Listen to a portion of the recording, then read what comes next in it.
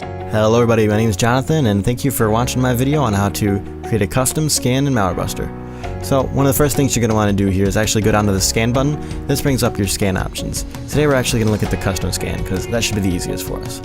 I have a folder right here where I have a file in it that's kind of like a test malware. It's nothing that's too harmful, but...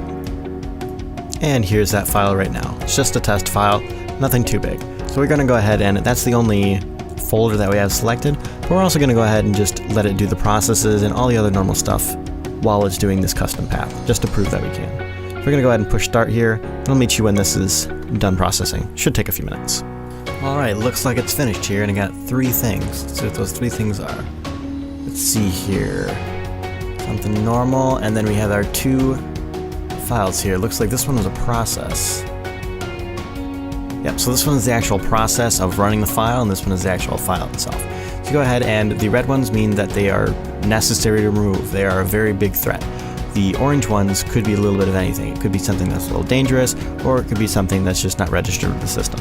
So we're going to go go ahead and push removal down here. It's going to go through. I'm just going to say that the removal is finished. And that's actually where we're going to end off today. Thank you for watching this video on MalwareBuster.